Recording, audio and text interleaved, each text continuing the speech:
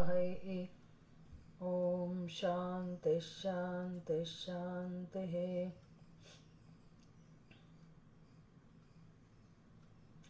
ॐ श्रुतिस्मृतिपुराणानाम् आलयं करुणालयं नमामि भगवत्पादं शङ्करं लोकशङ्करं शङ्करं शङ्कराचार्यं केशवं बादरायणं सूत्रभाष्यकृतौ वन्दे भगवन्तौ पुनः पुनः। ईश्वरो गुरुरात्मेति मूर्तिभेदविभागिने व्योमवद्व्याप्तदेहाय दक्षिणामूर्तये नमः। ॐ सदाशिवसमारम्भां शङ्कराचार्यमध्यमाम् अस्मदाचार्यपर्यन्तां वन्दे गुरुपरम्पराम्।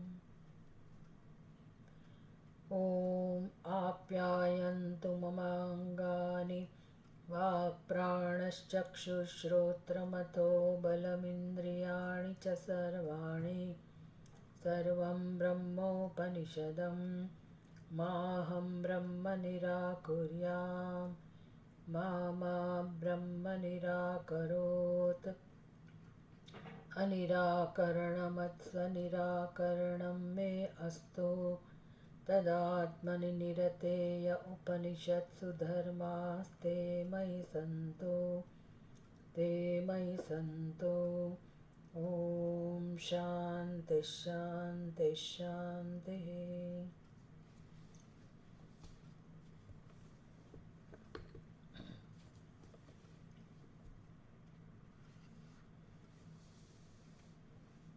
अनुभूति प्रकाश 10मो अध्याय मैत्रायणी उपनिषद।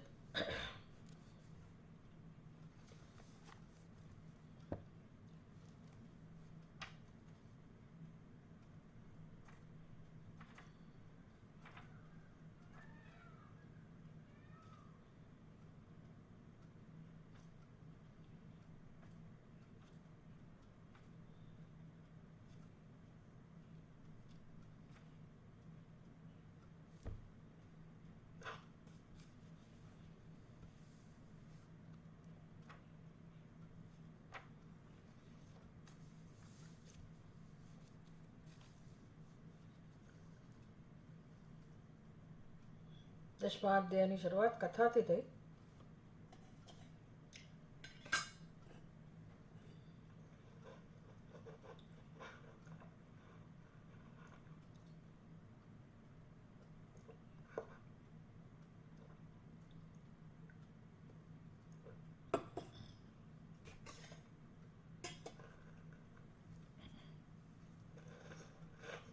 मैत्रेयी नामनी या शाखा सा याजुषी मता तस्यां शाकायन्यमुनिः बोधयामास भूपतिम्।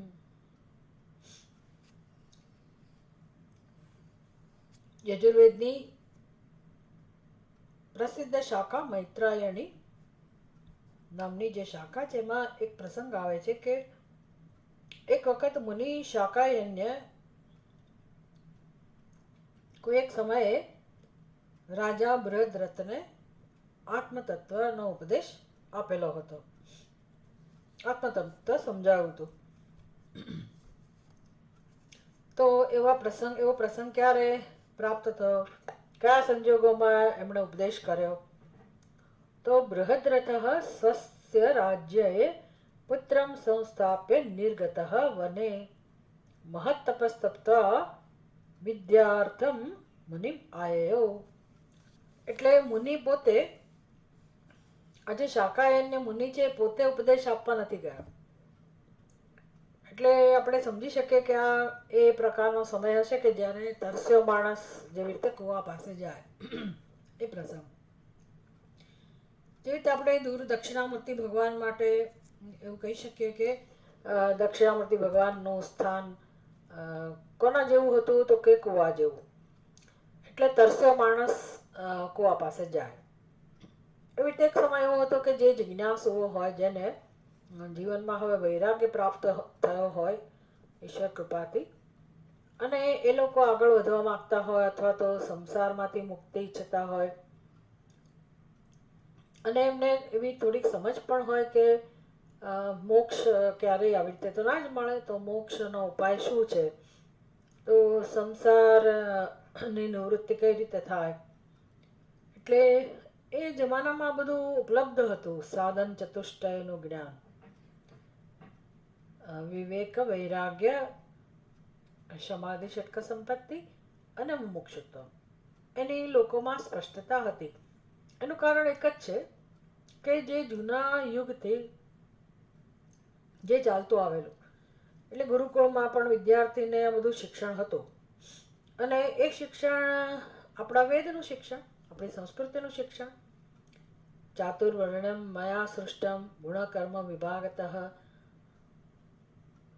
તો ભગવાન પોતે જ કહે છે કે મેં આ પ્રકારે સમાજની વ્યવસ્થા કરેલી છે, મારા વડે થયેલી છે આ વ્યવસ્થા, અને વેદની વ્યવસ્થા પણ એ પ્રકારે જ છે. વેદનું જ્યારે પ્રાકટ્ય થયું ત્યારે, એટલે સૃષ્ટિના પ્રાગટ્યની સાથે જ વેદનું પ્રાગટ્ય થયું, અને બ્રહ્માજીએ એનું મહત્વ સ્થાપિત કર્યું સમાજમાં. મનુષ્યને કહું કે હે મનુષ્ય, તમે તમારા જીવનને સમૃદ્ધ બનાવો, તમારા જીવનમાં તમારું કલ્યાણ થાય એ પ્રકારે તમે જીવન જીવો. એટલે એટલો મોટો ભેદ છે એ વિચારધારામાં, એ વખતની દ્રષ્ટિમાં અને અત્યારની દ્રષ્ટિમાં.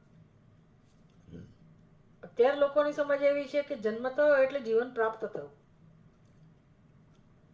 અને જીવન જીવાય છે બસ, અને જીવનના નિયમો આપણે જ નક્કી કરીએ છીએ, શું કરવું, ક્યારે કરવું, કેટલી માત્રામાં કરવું, કઈ રીતે કરવું, બધું આપણે સ્વતંત્રતાથી નિશ્ચય કરીએ છીએ. એટલે અને બુદ્ધિમાં સમજવું એ પ્રમાણે જ નક્કી થાય. તો અત્યારે જે વર્તમાન સ્થિતિ છે એમાં સમાજમાં કઈ દ્રષ્ટિ છે જીવન માટેની, તો કે કેમ ભૌતિક ઉન્નતિ પ્રાપ્ત થાય. એટલે માણસ પોતે પણ એ દિશામાં પ્રયત્ન કરે, અને પોતાના સંતાનોને પણ એ દિશામાં આગળ દોરે. એટલે હવે જે જીવનમાં પરિવર્તન આવ્યું છે એમાં વેદનું જે દ્રષ્ટિ છે, દ્રષ્ટિ નથી. હવે મનુષ્યની સ્વતંત્ર દ્રષ્ટિ છે, અને એના અંતઃકરણમાં જે પ્રકારે એની કામનાઓ છે, ઈચ્છા છે, બસ એને એ લોકો જીવનના ધ્યેયને સમજે છે, એને જીવનનું ધ્યેય સમજે છે કે કામનાની પૂર્તિ કરવી, સારામાં સારી રીતે પૂર્તિ કરવી, અને એ જ માત્ર સુખી થવાનો ઉપાય છે. એટલે કઈ રીતે હું વધુ ને વધુ સુખ ભોગું મારા જીવનમાં, સગવડતાઓ વધારું, મને કોઈ મુશ્કેલી પડે જ નહીં, અને હું ને મારું કુટુંબ વધુ ને વધુ સુખી થઈએ, અને પછી પાછળની પેઢી પણ એને કોઈ તકલીફ ના પડે, એ બધા પણ સુખી થાય, એ એકમાત્ર દ્રષ્ટિ છે. પહેલાના જમાનામાં આવી દ્રષ્ટિ હોય, આનું મહત્વ હોય, અને ન હોવું જોઈએ એમ પણ વાત નથી, પણ વેદની દ્રષ્ટિ એવી છે કે માણસ ખરા અર્થમાં સફળ થાય. એટલે ખરા અર્થમાં સફળ એને જ કહેવાય કે જે પોતાની જે સાચી ઈચ્છા છે એને જાણે અને પૂરી કરે. એટલે આવી રીતે ભૌતિક ઉન્નતિ ધ્યેય બની ગયો, કારણ કે એને એવું લાગે છે કે ભૌતિક ઉન્નતિ એ જ મારી સાચી ઈચ્છા છે. પણ વેદ ની દ્રષ્ટિ તો જુદી છે. વેદ કહે છે કે ભૌતિક ઉન્નતિ અને એની જે કામનાઓ છે એ મનુષ્યની ખરા અર્થમાં કામના નથી, એ એની સાચી કામના નથી, એ ભોળવાઈ ગયેલો છે મનુષ્ય, અને આખી જિંદગી એને એના માટે જીવી જાય છે, પારિવારિક સુખ માટે, ભૌતિક સુખ માટે. પણ એ પોતાની મૂળભૂત જે ઈચ્છા છે એ ઈચ્છા માટે ક્યારેય એ વિચાર નથી કરતો કે કેમ આટલી બધી ઈચ્છાઓની પૂર્તિ છતાં, ભૌતિક ઉન્નતિ છતાં કેમ અંદરથી બધી માગણીઓ ચાલ્યા જ કરે છે, માણસ ધરાતો જ નથી, માણસને સંતોષ થતો જ નથી, અને દુઃખ જતું પણ નથી. તો ત્યાં તમે પછી સમાધાન કરો છો કે આવું જ હોય, આપણે શું કરીએ, મહેનત કરી, જેટલું મળ્યું નસીબમાં હતું એટલું મેળવ્યું, અને બાકી અધૂરું લઈને આપણે એ જ બધી કામનાઓ સાથે પાછા જતા રહીએ છીએ, વળી પાછા આવીએ છીએ. પણ આવું આવીએ છીએ જઈએ છીએ એ માણસ ચિંતન નથી કરતો. એટલે આ દિશામાં કે એ વિચાર જ નથી કરતો કે મારી વર્તમાન સ્થિતિ શું છે. તો વેદને બધી ખબર છે કે ભાઈ માણસ તો જીવન કેવી રીતે જીવવું એ બિચારો નથી જાણવાનો, એની જાતે ન જાણી શકે, કારણ કે અર્થકામની ઈચ્છાઓ જ એને સાચી જણાય. એટલે વેદ મનુષ્યને ખરા એની જે સાચી કામના છે ને એની પૂર્તિ કઈ રીતે થાય એનું માર્ગદર્શન આપે છે હંમેશા. તો એમ એ શેના ધ્યાનમાં રાખીને માર્ગદર્શન આપે છે? તો કે મનુષ્યનું જીવન ભૌતિક ઉન્નતિની સાથે આધ્યાત્મિક ઉન્નતિ, અને એમાં આધ્યાત્મિક ઉન્નતિ એ મુખ્ય એની કામનાઓ છે, મુખ્ય મૂળભૂત ઈચ્છા છે એની આધ્યાત્મિક ઉન્નતિ. અને આધ્યાત્મિક ઉન્નતિ થઈ હશે તો જ ભૌતિક ઉન્નતિને માણી શકશે મનુષ્ય. એટલે હવે આપણે જો જાણતા હોઈએ તો આપણને બધી વસ્તુઓ તરત સમજાય કે સમાજમાં ભૌતિક ઉન્નતિને પ્રાપ્ત થયેલા લોકો પણ દુઃખી હોય છે. પહેલા લોકો તો ચોક્કસ અગવડતાવાળા બિચારા ગરીબ લોકો, એ લોકો દુઃખી હોય એ સમજી શકાય. પણ આટલી બધી સગવડતાની વચ્ચે રહેનારો મનુષ્ય ભૌતિક ઉન્નતિ પ્રાપ્ત કરી છે એવો મનુષ્ય પણ દુઃખી હોય તો ચોક્કસ કંઈક ખૂટે છે.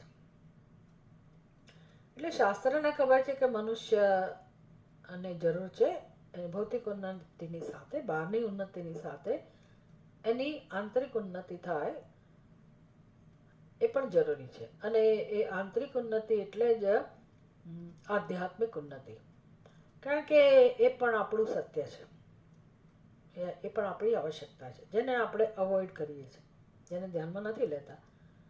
અને ધ્યાનમાં લઈએ તો એ જ્યારે જીવન પૂરું થવા ત્યારે માણસ એ દિશામાં જતો હોય, એટલે એને એટલો પ્રયત્ન ક્યાં રહ્યો છે એની પાસે? જે માત્રામાં પુરુષાર્થ થવો જોઈએ એ તો પ્રયત્ન રહ્યો જ નહીં. એટલે એ જે આંતરિક વિકાસ કહો, કેળવણી કહો,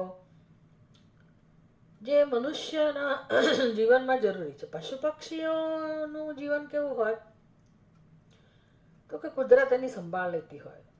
ગાયનું બચ્ચું જન્મે તો એ થોડાક કલાકમાં ઊભું થઈ જાય, એનો વિકાસ ઝડપથી થાય, એ તરત પછી થોડાક સમયમાં દોડવા માંડે, અને જોતામાં બે ચાર વર્ષમાં તો એ મોટી ગાય બની જાય કે બળદ બની જાય. એનો કુદરતી જે વિકાસ છે એ થઈ જાય, એટલે એનો અર્થ કે પૂરું થઈ ગયું એનું કામ, હવે એને કોઈ બીજા વિકાસની જરૂર નથી. તો એનું જે આ બાકીનો વિકાસ છે એ કુદરત દ્વારા લગભગ થઈ જતો હોય, અને એના માલિક હોય એને ધ્યાન રાખે તો વધારે સારી રીતે થાય. પણ એને કોઈ બૌદ્ધિક વિકાસની જરૂર હોતી નથી પશુઓને. એટલે કુદરત દ્વારા તો જે નિયંત્રણ થાય, કુદરત દ્વારા જે નિયંત્રિત કહો કે અથવા કુદરત દ્વારા આયોજિત કહો, એ વિકાસ થઈ જાય, સમાન રૂપે થઈ જાય બધા પશુ પક્ષીઓના. એને માત્ર ખાધા ખોરાકી સરખી મળવી જોઈએ. એટલે કુદરતી વિકાસ થઈ ગયો પછી એના વિકાસ માટે કશું કોઈએ પ્રયત્ન કરવાનો ના હોય. જ્યારે માણસનું કુદરતી જે ભૌતિક શારીરિક સ્તરનો વિકાસ છે એ કુદરત એનું ધ્યાન રાખે, પણ છતાં એમાંય આપણે ઘણું બધું ધ્યાન રાખવું પડતું હોય કે કેવી રીતે એની કાયા નિરોગી બની રહે, અને એની અમુક આપણે ઈચ્છીએ એવી ધારો કે ઊંચાઈ, વજન વગેરે એને ધ્યાનમાં રાખીને આપણે બાળકનો વિકાસ કરીએ, શારીરિક વિકાસ જેને કહેવાય. પણ એ માની લો કે કદાચ કોઈ ના કરે તો એ કુદરતી રીતે બાળક મોટું થઈ જાય. જેમ ગાયો ભેંસો બધા મોટા થઈ જાય, પરિપક્વ થઈ જાય, એમ માણસે શારીરિક રીતે પરિપક્વ થઈ જાય, પણ એ માણસની પરિપક્વતા આપણે ગણતા નથી. આપણે કોને પરિપક્વ ગણીએ છીએ તો કે બાળપણથી જ, બાલ્યાવસ્થામાંથી જ આપણે બાળકને કેળવણી આપીએ છીએ, શિક્ષણ આપીએ છીએ, એના મનને કેળવીએ છીએ, બુદ્ધિને કેળવીએ છીએ. પશુ પક્ષીઓને આવી કેળવણીની જરૂર હોતી નથી. એટલે જો બાળકને આ કેળવણી ના મળતી હોય તો પછી એ વૃદ્ધ થાય તો પણ બાળક જેવો જ હોય, એમાં ખાસ વિકાસ ના થયો હોય. સમાજમાં મોટાભાગના લોકો આવા જ હોય છે. બીજું બધો વ્યવહાર કરતા આવડતો હોય, પણ ભલે મોટા શેઠિયા બની ગયા હોય કે સીઈઓ બની ગયા હોય કે આ હોય તે હોય, બિઝનેસ ચલાવતા, અંદરનો જેનો વિકાસ છે ને જે વ્યક્તિત્વનો વિકાસ કહેવાય, જેનાથી માણસ પોતે પોતાના જીવનને માણી શકે. એટલે એનો સરસ રીતે એના વિચારો, બૌદ્ધિક વિકાસ એટલે જેમાં ખાલી આ એજ્યુકેશન, બહારનું એજ્યુકેશન જેનાથી ડિગ્રીને એક પ્રકારનું સ્ટેટસ પ્રાપ્ત થાય, એ બૌદ્ધિક વિકાસ એને આપણે શિક્ષણ નથી કહેતા, એટલા વિકાસને. પણ મૂલ્યો સાથે જો એની બુદ્ધિનો વિકાસ થયો હોય, એટલે કે મૂલ્યોનું જ્ઞાન હોય એને, મનુષ્યને, એ મૂલ્યોની અંદર ધર્મ આવી ગયો, ધર્મની જરૂરિયાત, ધર્મનું સ્વરૂપ, ધર્મનું મહત્વ, આખી સમષ્ટિમાં ધર્મનું સ્થાન, વ્યક્તિગત જીવનમાં ધર્મનું સ્થાન, કુદરતમાં રહેલા ધર્મનું સ્થાન અને પરમાત્માએ સ્થાપિત કરેલા ધર્મનું સ્થાન, આ બધા સાથે મનુષ્ય જોડાયેલો છે. એટલે કોઈ પુરુષાર્થ વગર પણ આપણને એ બધાનો લાભ મળ્યા જ કરે છે કુદરતમાંથી. તો એ કોણ ચલાવી રહ્યું છે આ બધું? એ જે ધર્મ દ્વારા નિયંત્રણ થઈ રહ્યું છે સમસ્ત જગતનું, એનું જ્ઞાન. કારણ કે આપણે જગતનો જ ભાગ છીએ, જગતથી જુદા તો છીએ નહીં. એટલે આ બધું શિક્ષણ જો બાળકને ન મળ્યું હોય, તો એ બાળક કેવળ અને કેવળ સ્વાર્થને ધ્યાનમાં રાખીને જીવન જીવતો હોય, તો એની આંતરિક ઉન્નતિ નથી થઈ. અને આપણે જોઈએ છીએ સમાજમાં આ જ સ્થિતિ છે, મનુષ્યની આ જ સ્થિતિ છે. કારણ કે એણે કોઈ દિવસ આંતરિક ઉન્નતિ માટે પ્રયાસ નથી કર્યો, અને લોકો એવું માને છે કે આમ જ હોય. એટલે આ વિકાસને આપણે ધ્યાનમાં લેતા જ નથી. પછી જ્યારે અધ્યાત્મમાં લોકો આવે ને આમ ઉપનિષદ ભણવાના, ગીતા ભણવા, ત્યાં સુધીમાં તો હવે એના વિકાસની કોઈ સંભાવના જ નથી રહેતી. એની અંદર હોય તો હોય, શીખ્યા હોય તો શીખ્યા હોય, નહીંતર પછી જેવો છે તેવો. એટલે એમાં શું હવે પરિવર્તન લાવી શકે બિચારો માણસ? એટલે માણસ બિચારો હોય છે. ભલે કદાચ એને આ બધું શીખીને થોડુંક એવું લાગે, પરિવર્તન આવ્યું હોય એવું લાગે, બુદ્ધિમાં પરિવર્તન જરૂર આવ્યું હોય, પણ મનમાં તો પછી એના વ્યક્તિત્વમાં જે પરિવર્તનની અપેક્ષા હોય, કે જેને કારણે એ પોતાના સ્વરૂપને માણી શકે, એ વસ્તુ એને બિચારાને ઉપલબ્ધ નથી થતી હોતી. એનું કારણ એક જ છે કે એ દિશામાં વિકાસ એનો થયો નથી. એટલે આ સમાજની અંદર અત્યારની વર્તમાન પરિસ્થિતિ છે. પણ પહેલાની જે વ્યવસ્થા છે એમાં તો બહુ સ્પષ્ટ હતું. આખી વર્ણ વ્યવસ્થા, આશ્રમ વ્યવસ્થાનો પાયો એ જ હતો કે ગમે તે વર્ણનો મનુષ્ય હોય, ગમે તેટલો ગરીબ હોય, સ્ત્રી હોય, પુરુષ હોય, પણ એ પણ જીવનને માણી શકે, જીવનમાં સુખનો અનુભવ એ કરી શકે, એનો પણ વિકાસ થાય. એને ધ્યાનમાં રાખીને વર્ણ વ્યવસ્થા હતી. એટલે આધ્યાત્મિક ઉન્નતિ, આંતરિક ઉન્નતિ, આધ્યાત્મિક ઉન્નતિ મનુષ્યના જીવનનું ધ્યેય હતું. અને એનો અર્થ એવો નહીં કે ભૌતિક ઉન્નતિની પરવા નહોતી. ભૌતિક ઉન્નતિ સારામાં સારી રીતે થયેલી છે આપણી સંસ્કૃતિમાં મનુષ્યની. પણ કોઈ પણ માણસ આગળ વધે તો એ મહત્વ શાનું હોય? આધ્યાત્મિક ઉન્નતિનું. અને મનુષ્ય માત્ર માટે આધ્યાત્મિક ઉન્નતિ એકમાત્ર સુખી થવાનું સાધન છે, જેમાં ધર્મનું શિક્ષણ, પછી વિશિષ્ટ ધર્મ, સામાન્ય ધર્મ, એનું જ્ઞાન, પોતાનો વિકાસ ક્યાં સુધી થયેલો છે, કેવી રીતે કરવો, અને કેવી રીતે મારે હવે પરમ સુખની પ્રાપ્તિ, અનંત સુખની પ્રાપ્તિ માટેની યોગ્યતા પ્રાપ્ત કરવી, જેને આપણે સાધન ચતુષ્ટય સંપત્તિ કહીએ છીએ. આ બધું એ જમાનામાં ધ્યાનમાં જ હતું. ગુરુકુળમાં બાળકને આ બધું શિક્ષણ અપાતું જ હતું, અને ઘરમાં પણ. એટલે સમાજની વ્યવસ્થા જ એવી હતી કે જ્યાં આધ્યાત્મિક ઉન્નતિ જીવનનું લક્ષ્ય હતું. હવે લક્ષ્ય બદલાઈ જવા માત્રથી, ભૌતિક ઉન્નતિ લક્ષ્ય થઈ જવાથી, આખું આધ્યાત્મિક ઉન્નતિનો જે પાયો હતો ત્યાંથી શરૂ કરીને જીવન જીવવાની વ્યવસ્થા, એ બધામાં પરિવર્તન આવી ગયું. એટલે આખી વ્યવસ્થા જ પડી ભાંગી. એટલે હવે જેને જે કરવું એ કરે. વૈશ્ય હોય તો એને એનું કર્તવ્ય છોડીને હવે એને જે બ્રાહ્મણનું કર્તવ્ય કરે, ને ક્ષત્રિયનું કર્મ પણ કરે. એટલે કોઈ ગમે તેનું કર્મ કરવા માંડે. એટલે કર્મની રીતે જે વિભાગ હતા એ પણ એની વ્યવસ્થા એલા રહી. જન્મથી જે વ્યવસ્થા જન્મની સાથે જે હતી એ પણ જતી રહી. વર્ણસંકર વ્યવસ્થા થઈ ગઈ. એટલે વર્ણ વ્યવસ્થાના નામે હવે ઝીરો થઈ ગયું બધું. એ વ્યવસ્થા જ આખી જતી રહી. એટલે કોની પાસેથી શું અપેક્ષા રાખવાની? અને એના પરિણામે સ્વાભાવિક રીતે દરેક કુટુંબમાં, સમાજના દરેક વર્ણના દરેક કુટુંબમાં હવે મોટા પ્રશ્નો, મહાન પ્રશ્નો આવી ગયા છે. લોકો આ બધું જોઈ નથી શકતા. કયા મહાન પ્રશ્નો? તો કે બાળકને જ આપણે હરીફાઈમાં ઝંપલાવી દઈએ, શીખવાડીએ બાળપણથી જ. હજી તો પ્રી કેજી ત્યારથી જ એને હરીફાઈવાળા વાતાવરણમાં મૂકી દેવાનો. અને એ કેમ વહેલો શીખે, વધુમાં વધુ શીખે અને મોટો થઈને ફાઇટ કરે અને કેમ આગળ વધે. એટલે એવો ત્રાસ બાળકને આ બધું નથી જોઈતું. બાળક એનો ભોગ બને છે. એટલે બાલ્યાવસ્થાને માણવાનું જતું રહ્યું. પછી સ્પર્ધાત્મક જીવન બની ગયું. ભણવામાં જ એટલી બધી સ્પર્ધા હોય. હવે તો આપણે જોઈએ ને કે ભાઈ આ એક ગ્રેડ આપ્યો તો એ ગ્રેડવાળા કેટલા બધા વિદ્યાર્થીઓ હોય. એટલે બધા હવે તો કેપેબલ બનવા માંડ્યા. તો શું કરો તમે? કોને ફેલ કરો? બધાને આપવું પડે. પણ કેટલી સ્પર્ધા! એક પોઈન્ટ માર્ક્સ માટે થઈને ભયંકર સ્પર્ધા. એટલે એ બાળક ઉપર કેટલું ટેન્શન હોય. શું તમે એને જીવનમાં સુખ માણવા માટે કઈ સંભાવના એને વ્યક્તિત્વમાં રાખી છે? કોઈ જ નહીં. એટલે બધી હિંસા કહેવાય અથવા તો અને વિકાસ તો ના જ કહેવાય. પણ અત્યારની સ્થિતિ આવી છે. એટલે મોટા થયા પછી તો એના જીવનમાં શાંતિ હોય જ.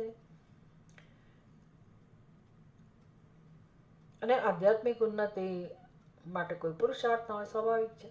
એટલે ધ્યેય એક જ છે કે ભૌતિક ઉન્નતિ કેમ થાય. તો આ બધું આપણને આ આપણા જ વચ્ચેના લોકોની વાત છે. એ રાજા અજાતશત્રુ હોય અને બાલાકી હોય બ્રાહ્મણ, આપણો જ વચ્ચેનો માણસ હતો. અને આમાં જેનું વર્ણન છે બૃહદ રાજા અને મુનિ, શાકાયન્ય મુનિ, તો એ માણસો જ હતા ને, આપણા જ સમાજની વચ્ચે હતા. તો એની વિચારધારા કેમ આટલી બધી જુદી છે? હવે એક જ પ્રસંગ હોય તો બરાબર છે. ગુરુ શિષ્યનો એક જ લેખ હોય તો જુદી વાત છે. એવું તો નથી.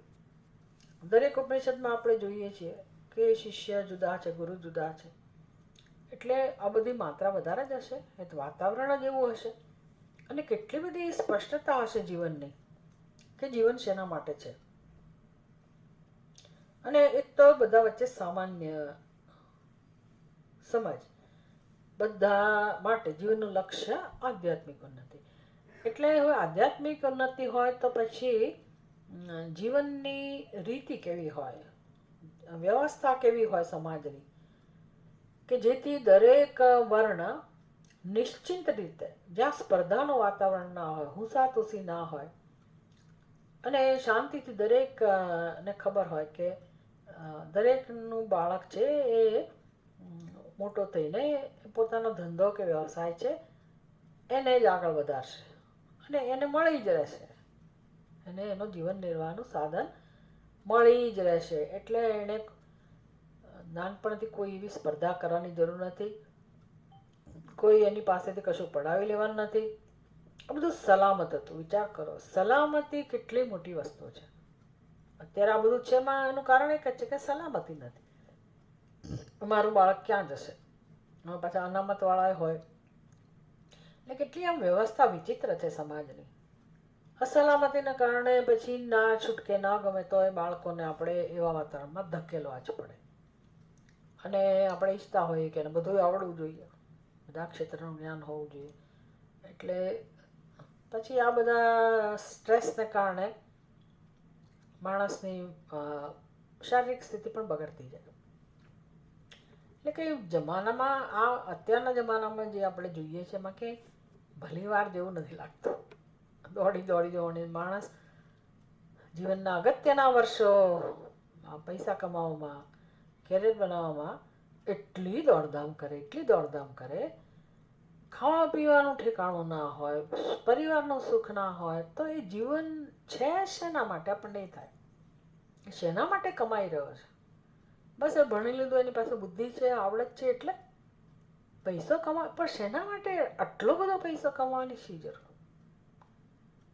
અને વધુ પૈસો કમાય, મારો દીકરો વધારે સફળ ને અમે વધારે આમ બધા, એટલે એનાથી વધારે માણસની બુદ્ધિ ચાલતી જ નથી. એવું થયું ને? એટલે કેવી કરુણતા છે જીવનમાં, અને જીવન જીવાય રહ્યા, અને જીવન કહેવાય કઈ રીતે જીવન કહેવાય?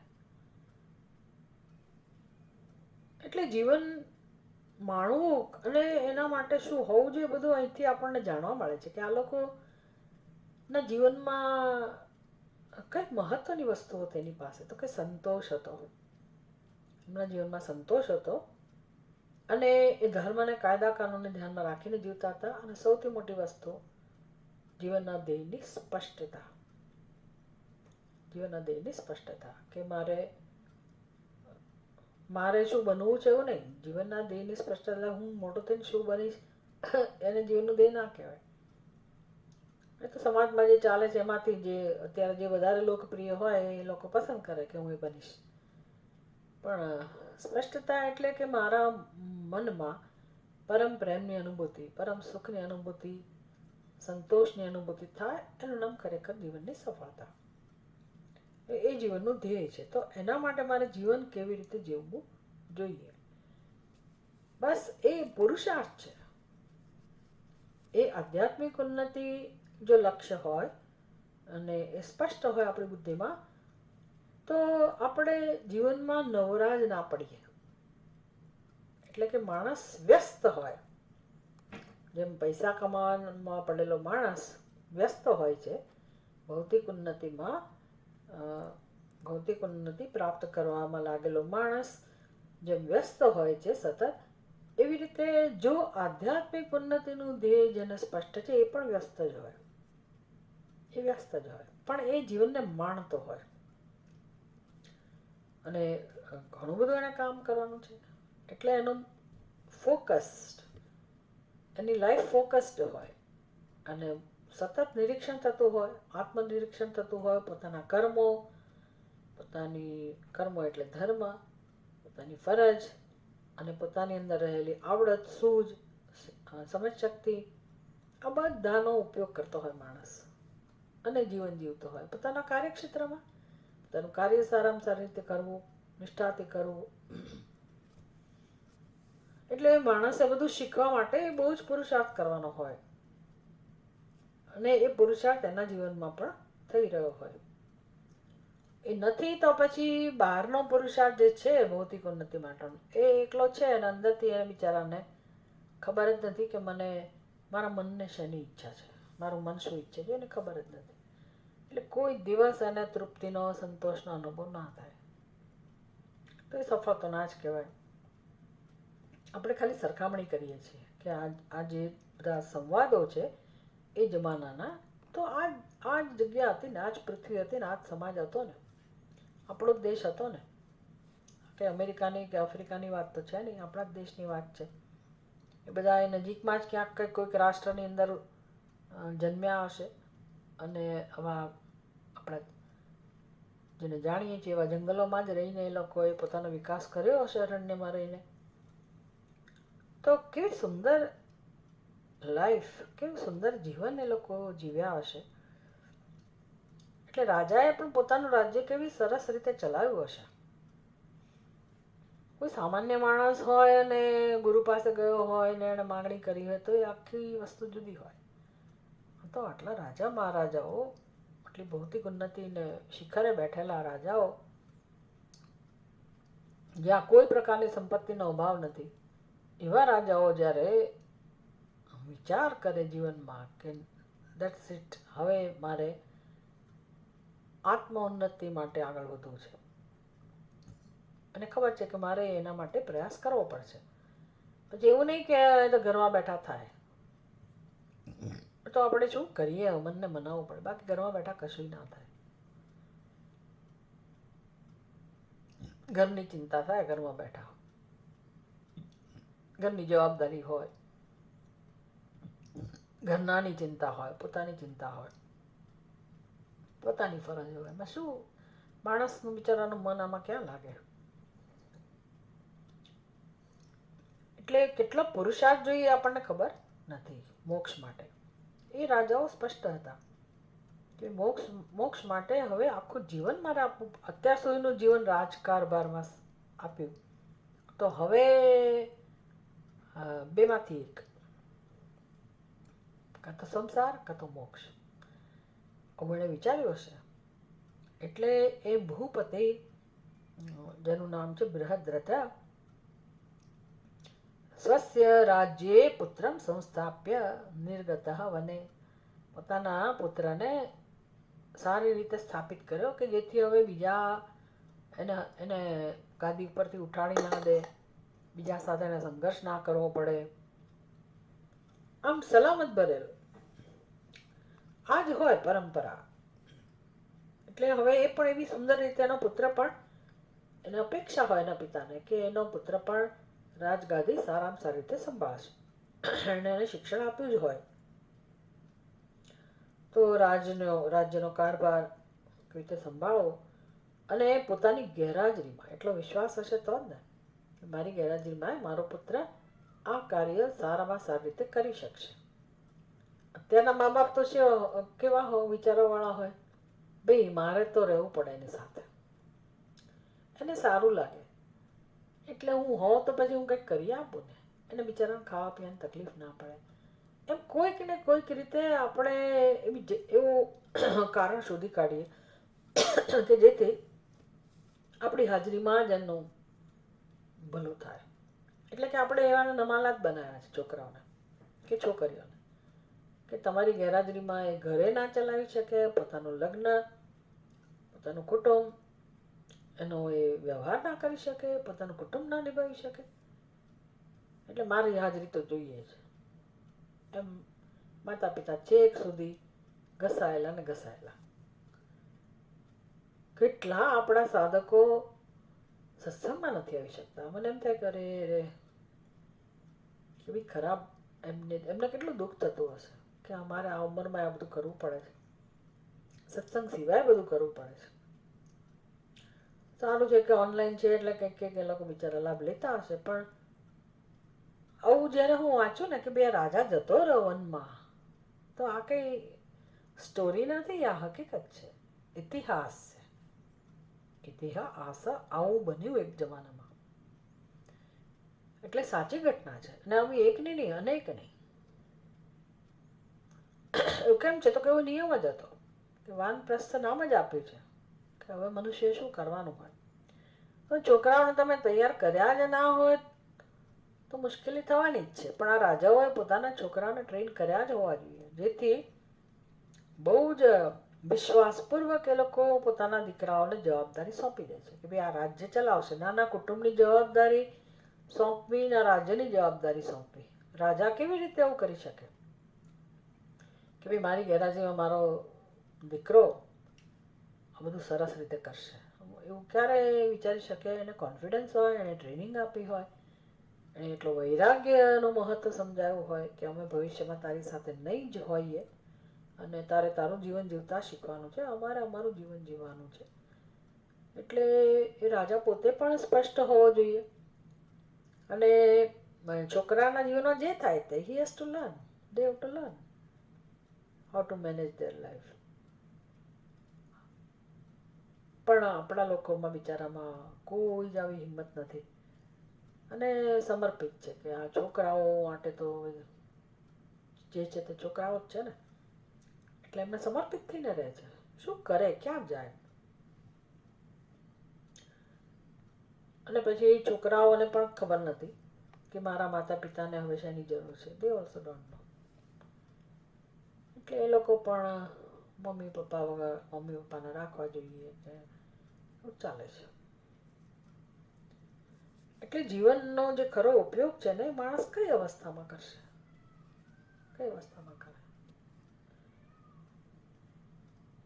પણ આ તો રાજા બહુ સ્પષ્ટ હતો અને એની અંદર એ વૈરાગ્ય હતો કે મારે મારા છોકરાઓની ચિંતા કરવાની જરૂર નથી. અને એને પૂરતો ભરોસો હતો કે છોકરાઓનો મેં ઉછેર એવી રીતે કર્યો છે કે હવે મારી ગેરહાજરીમાં પણ એ પોતાની જવાબદારી સારી રીતે નિભાવશે. તો એ તો એને સોંપી દીધી જવાબદારી. ઘણીવાર આપણે સોંપવું નથી હોતું કે આ આવનારી બહુ કેવી રીતે ઘરને ધનોત પનોત કરી નાખશે, બધું ગોઠવેલું, અથવા છોકરો બિઝનેસમાં કેવું કરી મૂકશે, એટલે લોકો ના સોંપે. એવું હશે, ખબર નથી, પણ આવું હોય છે. એટલે રાજાએ પોતાના છોકરાને સારી રીતે સંસ્થાપિત કર્યો અને પ્રયોજન સાથે વનમાં ગયો. વને નિર્ગતઃ, વનમાં ગયો. આપણે ચર્ચા કરી હતી કે વનમાં જવું એટલે શું, કે ત્યાં કંઈ હોટલો ના હોય એ જમાનામાં. એ જમાનામાં વનમાં તમે જાઓ એટલે તમને બધી ફેસિલિટી મળી રહે અને તરત મજાનું જમવાનું મળી જાય, રહેવાનું મળી જાય, આવું બધું ના હોય. રહેવાની વ્યવસ્થા જ ના હોય. તમારે જે આશ્રમો હોય ત્યાં તપાસ કરવી પડે, એ લોકોની સામે તમારે સિદ્ધ કરવું પડે કે તમે કોણ છો, યોગ્ય છો કે નથી. એટલું જ નહીં, ત્યાં જઈને સેવા કરવાની હોય અને પછી કદાચ જે ભોજન આપે એ ભોજન રહીને તમે ત્યાંના જે મુખ્ય મુનિ હોય, આચાર્ય હોય, એમને તમે મળી શકો અને તમારી ઈચ્છા જણાવી શકો. એટલે પ્રયોજન સાથે જઈએ તો કામનું, ખાલી ફરી આવ્યા, જઈ આવ્યા, જોઈ આવ્યા એવું નહીં. આ મુનિને હતું કે મારે ત્યાં જ રહેવાનું છે, ગમશે તો રહીશ, નહીં ગમે તો નહીં આવું. આવો બધો કોઈ સ્કોપ જ નહોતો. એ ઇન્દ્ર હોય કે ગમે તેવો મહાન રાજા હોય, એને ખબર જ હોય કે મારે જે આશ્રમમાં જવાનું છે, જો ગુરુ પાસે જવાનું છે, તો ત્યાં અમારે ત્યાં રહેવાનું જ છે અને મારે સમર્પિત થવાનું છે. સમર્પિત થવું એટલે ઘસી નાખવાની પોતાની જાતને, જે થવું હોય તે થાય. એટલે એવા લાઇકિંગ ડિસલાઇકિંગનો પ્રશ્ન નહોતો અને લોકોને ખબર હતી કે બ્રહ્મ વિદ્યા કેવી રીતે પ્રાપ્ત થાય, એના નિયમો કયા છે, કયું સાધન છે, કેવી રીતે મારે મારી જાતને ત્યાં ઘડવાની છે, એટલે ઘડતર માટે જવાનું હોય છે, આ બધી એમને ખબર હતી. અહીંયા કયું વિદ્યાર્થમ, કારણ કે એ વિદ્યા માટે પોતે ઘણી બધું બેકગ્રાઉન્ડ તૈયાર કરીને ગયેલા.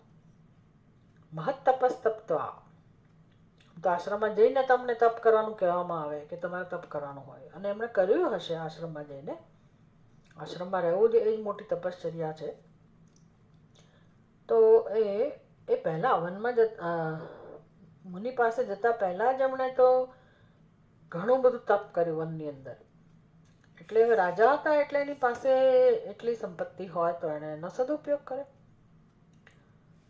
એટલે જો સંપત્તિનો સદુપયોગ માણસ કરી શકે છે કે મારું તપ કરવું જોઈએ, તો એ કે ઘરમાં બેસીને નહીં થાય, વનમાં જવું પડશે. તો વનમાં એણે જે કંઈ જગ્યા પસંદ કરી હશે ત્યાં યજ્ઞ યાગાદિ કર્યા હશે, ઉપવાસ કર્યા હશે, વ્રત કર્યા હશે, બધું કર્યું હશે. તો આમ તો મફતમાં તો ના થાય, કે સાધુ તો એ જ બન્યો નથી કે લોકો એને મદદ કરે. એટલે પોતાની સંપત્તિ જે કંઈ હશે એમાંથી એણે ચોક્કસ એનો ઉપયોગ કર્યો હશે આ દિશામાં. તો હવે તમારો વર્તમાન સમયમાં તમારે તમારી સંપત્તિનો ઉપયોગ બ્રહ્મ વિદ્યા માટે કેવી રીતે કરવો જોઈએ. એણે કર્યો એ રીતે હવે શક્ય નથી, તો પણ બીજી રીતે શક્ય તો છે ને, કે ભાઈ ચાલો વનમાં જઈને રહેવાનું શક્ય નથી, પણ ક્લાસીસ માટે જઈ શકાય, શિબિરોમાં જઈ શકાય. તો એમાં તમારે દ્રવ્યનો ખર્ચ હોય, આપણા જે પબ્લિક ટોક્સ હોય એમાં યજ્ઞનો ખર્ચ થતો હોય, રેગ્યુલર ક્લાસીસ એટેન્ડ કરવા માટે તમારે દ્રવ્ય ખર્ચવું જોઈએ. કે ભાઈ ગમે તે હોય, આપણે સાધન કંઈક રાખીએ, સાધનનો ઉપયોગ કરીએ, દ્રવ્ય ખર્ચીએ. શેના માટે? બ્રહ્મ વિદ્યાની પ્રાપ્તિ માટે. પણ લોકોને એ નથી સમજાતું. વર્તમાન સમયમાં બીજો શું ઉપયોગ કરવાનો તમારે તમારા દ્રવ્યનો? બ્રહ્મ વિદ્યા માટે જે સાધન જરૂરી છે એના માટે, પણ નહીં ખર્ચે. બહુ દૂર પડે એટલે અમે ના આવીએ, વાત પૂરી થઈ ગઈ. આપણને એમ થાય કે કેવી મેન્ટાલિટી છે લોકોની. પછી જે ઘર આંગણે મળતું એને ચલાવી લે. પણ એની જે પદ્ધતિ છે શિક્ષણની, અમે માંદા પડે એટલે ઘરની બહાર જ ના નીકળીએ, બાકી બધું થતું હોય. એટલે કેમ કોઈ સાધનો છે જ નહીં, વ્હીકલ છે જ નહીં સમાજમાં, કે તમને કલાક માટે કોઈ લઈ જઈ શકે, લાવી શકે એવી વ્યવસ્થા જ નથી. પણ જવું જ નથી. માણસને પોતાનો આ દિશામાં કંઈ પોતાનું કન્ટ્રીબ્યુશન હોવું જોઈએ કે મારે આ તપ છે એક પ્રકારનો, પણ એ સમજ જ નથી. કારણ કે ઓનલાઈન મળી જાય છે ને, તો બસ એટલે ઓનલાઈનમાં અનુકૂળ હોય તો કરે, નહીં તો અમારી રીતે અમારો સમય અમે પસાર કરી નાખીએ. એટલે કંઈ વેલ્યુ જ નથી. આપણને બહુ જ ક્યારેક એમ થાય કે આ માણસને બહુ કર્યું, અમે તો બહુ સાંભળ્યું, તો એનાથી શું સાંભળ્યું, એનાથી શું શું પરિવર્તન આવ્યું આપણી અંદર, કેટલી આત્મતૃપ્તિ થઈ. જો આત્મતૃપ્તિ થઈ હોય તો એને ચાલુ રાખ્યું જ હોય, એટલે બીજેથી તૃપ્તિ મળે છે, બીજી વસ્તુઓનું મહત્વ છે, એટલે એ ચાલુ રાખે છે. અને આ છોડી દે છે માણસ, તો એનો શું થયો? એનામાં કંટાળો આવતો હશે, નહીં ગમતું હોય, જે કારણો હોય. પણ વર્તમાન સમયના સાધકોએ બહુ જ વિચારવાની જરૂર છે કે પોતે તૈયાર થાય બ્રહ્મ વિદ્યા માટે, અને એ સિવાય કોઈ ઉપાય નથી. એટલે જેટલા ફેરફારો કરવાની જરૂર હોય એટલા ફેરફારો કરીને મેક્સિમમ જે આપણે આત્મસાત કરવાનું છે. નિધિધ્યાસન માટે પણ જરૂરી હોય, ભલે ને સમજ ગમે તેટલી આવી હોય, પણ નિધિધ્યાસન વિપરીત સંસ્કારોમાંથી મુક્ત થવા માટે પણ અધ્યયન એકમાત્ર ઉપાય છે. અને પછી કઈ ક્ષણે શરીરની કઈ સ્થિતિ થઈ જાય કે તમે કેટેકર વગર જીવી જ ના શકો, તો એ આવતા વાર નથી લાગતી. અથવા બીજાની સેવા કરવી પડે તો માણસ સત્સંગ એટેન્ડ ના કરે. એટલે એ પરિસ્થિતિ આવતા ખબર નહીં પડે ક્યારે આવી જશે. તો જ્યાં સુધી થોડું ઘણું પણ શરીર ચાલે છે ત્યાં સુધી માણસે આ અધ્યયન પોતાના જીવનમાં ચાલુ રાખવું જોઈએ. આ મહાન તપશ્ચર્યા છે. એટલે તો આ રાજાએ એ પ્રકારે એને ખબર હશે એટલે એણે બહુ સુંદર રીતે બધી વિદ્યાની પ્રાપ્તિ માટે જે યોગ્યતા જોઈએ, અંતઃકરણ શુદ્ધિ, અંતઃકરણ નૈશ્ચલ્ય, તો એ ઉપાસનાનું સરસ રીતે એના અનુષ્ઠાન કર્યું વનમાં, અને પછી બ્રહ્મ વિદ્યાની પ્રાપ્તિ માટે એ મુનિ પાસે ગયા. મુનિમ આયયૌ. ત્રીજા શ્લોકમાં કહે છે, રાજ્ઞામ ભોગ પ્રધાનાનામ આત્મજ્ઞાનમ સુદુષ્કમ વૃણીષ્વ કામાન ઇત્યુક્તઃ સમુને પાદમગ્રહીત પાદમ સ્વમૂર્ધ્યવસ્થાપ્ય સ્વવૈરાગ્યમ પ્રકાશયન આધારે કરણે દોષાન અવોચત ભોક્તૃભોગ્યયોઃ.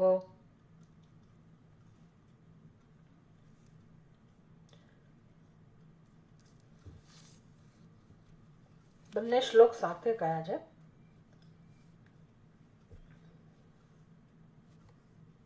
ત્રીજા શ્લોકમાં કહ્યું કે ભાઈ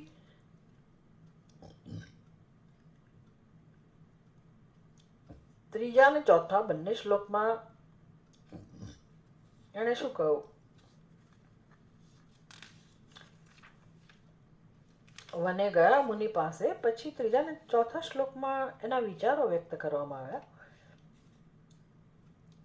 એના શું વિચાર હતા? અશાશ્વતમ શરીરમ મે કદા યાયાત તતઃ પુરા જ્ઞાસ્યામ્યાત્મજ્ઞાનમ આત્મજ્ઞો મુનિમામ બોધયિષ્યતિ ઇત્યભિપ્રેત્ય સાષ્ટાંગમ પ્રણિપત્ય ભુવિ સ્થિતઃ વૃણીષ્વરમ ઇત્યુક્તઃ વૃતવાનાત્મને વેદનમ. એણે વિચાર્યું કે ભાઈ મારું શરીર ગમે ત્યારે છૂટી જાય એવું બને. અશાશ્વતમ શરીરમ મે કદા યાયાત. આ શરીરનો કોઈ ભરોસો નથી. વાત તો સાચી જ છે. શરીરનો ભરોસો ક્યારે થઈ શકે? આપણે તો એવી સમજ સાથે જ જીવીએ છીએ કે જાણે આપણને કંઈ થવાનું નથી, હજી કંઈ નથી થવાનું, હજી તો હું જીવીશ, આપણે એવી જ સમજ હોય. પણ નાની ઉંમરમાં તો એવી સમજ એ ના હોય, એ જીવવાના જ છે એવી સમજ સાથે જ હોય. પણ વાસ્તવિકતા એવી છે કે ભાઈ શરીર આપણે કેટલો સમય જીવવાના છે એનું શું કારણ, અથવા કોઈ પણ મનુષ્ય કેટલું જીવે છે એનું ખરેખર કારણ શું નક્કી કરાય?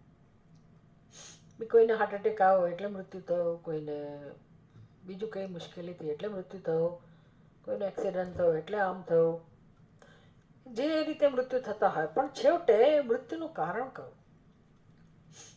બધા ડૉક્ટરો પણ ભેગા થઈને વિચાર કરે કે મૃત્યુનું છેવટે કારણ શું? મગજ કામ કરતું બંધ થઈ જાય એટલે મૃત્યુ, હૃદય કામ કરતું બંધ, એટલે મૃત્યુ માટે શું બનવું જરૂરી છે? હાર્ટ એટેક માટે લોકો એમ કહે કે ભાઈ હાર્ટ એટેકથી મૃત્યુ થાય, એટલે હાર્ટ એટેક ન આવે એના માટે શું કરવું? તમે રોજ ચાલો, આટલું ચાલો, આમ કરો, તેમ કરો, કસરત કરો, રમત રમો, બિઝી રહો. તો પછી કસરત કરનાર માણસનો ફટાક કરતો હોય એને હાર્ટ એટેક આવે છે. સ્પોર્ટ્સમાં હોય તો એ વ્યક્તિને હાર્ટ એટેક આવે છે. રોજ નિયમિત ચાલવાનો માણસ 5 કિલોમીટર ચાલે રોજ, અને શુક્લકડી, ક્યાંય કોઈ કોલેસ્ટ્રોલ નહીં, કોઈ ડાયાબિટીસ નહીં, કોઈ બ્લડ પ્રેશર નહીં, એવો માણસ અચાનક એને હાથમાં દુખાવો થયો અને પછી જ્યારે ચેકઅપ કરાવ્યું તો કે 3 બ્લોકેજીસ છે, એટલે સ્ટેન્ટ મુકાવવાની સંભાવના નથી. આપણને કલ્પના જ ના આવે માણસને જોઈને કે એને એવું હોય. તો શું કારણ છે આ બધાનું? ભલે પછી ચોક્કસ પેલા બધા નિમિત્ત બને છે, શું ખાઓ છો ને શું આ છે, ખોરાકમાં શું આવે, જે કંઈક હોય, પણ મૃત્યુ માટે તમે શું કારણ કહેશો? બહુ બધું સંશોધન, બહુ બધા વિચારો, બહુ બધું ચાલ્યું, પણ છેવટે નક્કી થયું કે ભાઈ પ્રારબ્ધ નક્કી કરેલું છે, પ્રારબ્ધમાં નક્કી થઈ ગયેલું છે કે આ માણસનું આ સમય આટલું એનું આયુષ્ય છે, એટલે જેવું આયુષ્ય પૂરું થાય એટલે વાત પૂરી, વાર્તા પૂરી. એટલે એનું હાર્ટ કામ કરતું હોય કે ના કરતું હોય, નબળું હોય, ફલાણું હોય, ઢીકણું હોય, ગમે તે હોય. અને કેટલાય લોકો કેટલાય ઓપરેશન કરાવ્યા પછી, કેટલી બીમારી પછી જીવતા હોય છે. આપણને એમ થાય કે આના જીવનમાં કંઈ જ બિચારાને માણવા જેવું નથી, પણ શું કરે, એનું જીવવું જ પડે છે. કોણ જીવાડે? તો કનું પ્રારબ્ધ. એટલે મૃત્યુ માટે તમે કહી ના શકો. તો રાજા કહે છે કે અશાશ્વતમ શરીરમ મેં કદાયા. આ શરીરનો અર્થ જ એ થાય કે જે શાશ્વત નથી. ઊર્ધ્વમૂલમ અધશાખમ,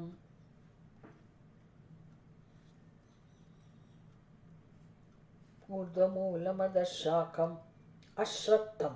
અશ્વત્થમ શ્વત્થમ એટલે કાલે જે હોય, એને જે વિચારી શકે કાલે હશે. અશ્વત્થમ જેનું તમે ભવિષ્યમાં નિર્ણય ના કરી શકો એવું આ વૃક્ષ છે, એટલે કે આ શરીર છે. તો રાજાને ખબર હતી, એટલે ખબર હતી એટલે શું? આપણને ખબર જ છે ને, આપણને ક્યાં ખબર નથી? હા, પણ રાજાને એ ખબર હતી કે ભાઈ આ શરીર જવાનું જ છે, તો જતા પહેલા મારે આ શરીરનો ઉપયોગ જે કામ માટે શરીર મળ્યું છે એ કામ માટે કરી લેવું જોઈએ. એને ખબર નથી, જે આપણને એટલી બધું સ્પષ્ટ નથી એવું કહેવાય. કેવું હોય તો માણસનું જે સ્થિતિ જોઈએ છે ને એના પરથી એવું લાગે છે. માણસની નિષ્ઠા જે સંસારમાં હજી એ છે ને એની વાત છે, એ લોકોની વાત છે કે એ લોકો હજી એ બિચારા એને નથી લાગતું કે મારે આ કરી લેવું જોઈએ. એની બુદ્ધિ એને બીજું જ મહત્વનું બતાવે છે, એની બીજી જ પ્રાયોરિટી હોય છે, અને એને એમ લાગે છે આ મારે કરવું જોઈએ, બસ મરતા પહેલાં આ કરી લેવું જોઈએ. એને ખબર છે કે મરી જવાના, પણ આ કરી લેવું જોઈએ, બસ એ કરવામાં લાગેલો છે. એટલે રાજાને ખબર છે કે આ શરીર નથી રહેવાનું, પણ મારે શું કરવું જોઈએ શરીર જતું રહે પહેલાં? આપણને એમ તો કરીશું, હજી તો 50 જ થયા ને, હજી તો વાર છે, 60 જ થયા ને, હજી તો 70 જ થયા ને, કરીશું કરીશું. ના, રાજાએ કહ્યું હમણાં જ. એટલે એટલા માટે તો એ રાજ્ય સોંપીને નિર્ણય લઈને વ્યવસ્થા કરીને નીકળી ગયા. એટલે કહે છે કે એની પહેલાં શરીર જતું રહે પહેલાં મારે આ કામ કરી લેવું છે. શું કરવું છે? આત્માનમ જ્ઞાસ્યામી, હું આત્માને જાણી લઉં. અને એને ખબર હતી કે મારે એના માટે શું કરવું. આપણે યુટ્યુબ ઉપર શોધ્યા કરીએ, કોને સાંભળવું, કોને જોવું, કોણ શું કહે છે ફલાણ. He was very clear. આત્મજ્ઞ મુનિ મામ બોધયિષ્યતિ. કોઈ આત્મજ્ઞાની મુનિ જરૂર એ મને ઉપદેશ આપશે. ઇતિ અભિપ્રેત્ય સાષ્ટાંગમ પ્રણિપત્ય ભુવિ સ્થિતઃ.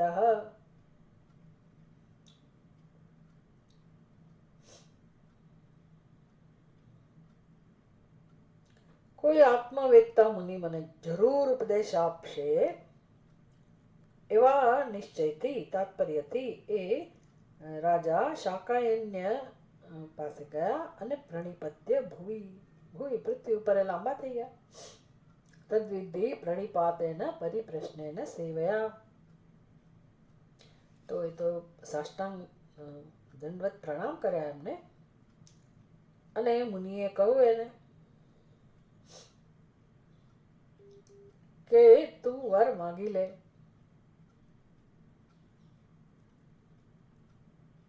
इति अभिप्रेत्य साष्टांगम प्रणिपत्य भविष्यत वृणीष्व वरम इत्युक्तः. તો એને કહેવામાં આવ્યું કે તું ભાઈ વરદાન માગી લે. વૃણીષ્વ, તું વરદાન માગી લે. ઇત્યુક્તઃ વૃત્તવાન આત્મમ વેદનમ. તો શું કહ્યું એમણે રાજાએ?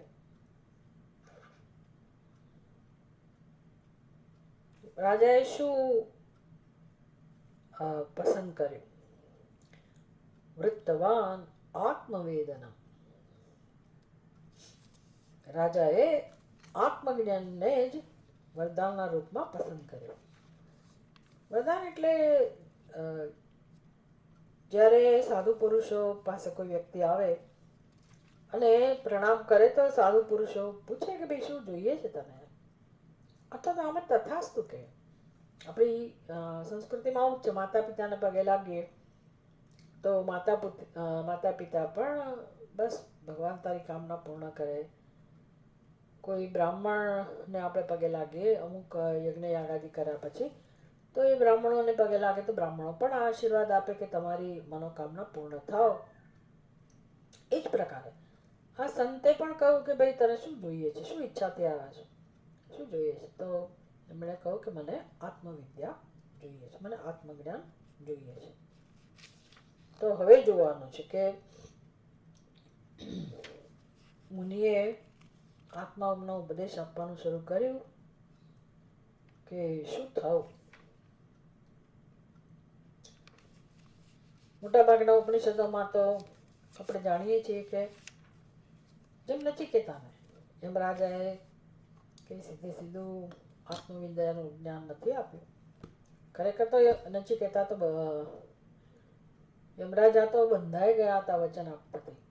એટલે જે નચિકેતા માગે એને આપવું જ જોઈતું હતું. આપ્યું ખરું, પણ શરૂઆતમાં તો કંઈ એમને મચક ના આપી. અને નચિકેતાને બહુ જ લોભાયમાન કર્યો શીખવા માટે, આપણને શીખવા માટે અને નચિકેતાની પરીક્ષા માટે પણ, કે તને ખરેખર મોક્ષની ઈચ્છા છે તું પહેલા ચેક કર. મોક્ષ કોને કહેવાય તને કલ્પના છે? એ ખાલી આમ જ દેખાદેખીથી તું નીકળી પડ્યો છે મોક્ષ માટે. બાળક હતો ને એટલે એને પરિપક્વ છે કે નહીં એમ એ બધી પરીક્ષા એની થવી જોઈએ. આ પણ રાજા છે. એટલે રાજા એટલે પહેલો પ્રશ્ન એ જ થાય કે ભોગ વિલાસી જીવન જીવનારો મનુષ્ય છે. એટલે બહુ બધા અમીરો ક્યારેક આવતા હોય સત્સંગમાં કે કોન્ટેક્ટમાં આવ્યા હોય તો માની ના લેવાય કે એ લોકો બ્રહ્મ વિદ્યા માટે જ આવેલા છે. બહુ જ ઓછા એવા હોય પોતાના વિવેક ત્યાં. બાકી તો વિલાસી જીવડાઓ હોય, એટલે ભોગ વિલાસ વાળા હોય અને એવો કોઈ વૈરાગ્ય જન્મ્યો જ ના હોય. તો કોઈક કારણસર કોઈક નિમિત્તથી પહોંચી ગયા હોય તો એ લાંબુ ટકે વકે નહીં. કારણ કે આવી જીવન કોણ જીવે, સેવા કોણ કરે, ઘસાય કોણ? આ તો બધી પૂર્વ શરતો છે. અને વૈરાગ્ય ખાસ તો વૈરાગ્ય માટે એ લોકો તૈયાર જ ના હોય. એટલે બધી પરીક્ષા રાજાની પણ થવી જોઈએ. બૃહદ્રથ રાજા પણ કેટલા અધિકારી છે એની પરીક્ષા કરશે જ મુનિ. આપણે જોઈશું પછીના ક્લાસમાં. ઓમ પૂર્ણમદ પૂર્ણમિદમ પૂર્ણાત પૂર્ણમુદચ્યતે પૂર્ણસ્ય પૂર્ણમાદાય પૂર્ણમેવાવશિષ્યતે. ઓમ શાંતિ શાંતિ શાંતિ. હરિ ઓમ. શ્રી ગુરુભ્યો નમઃ. હરિ ઓમ.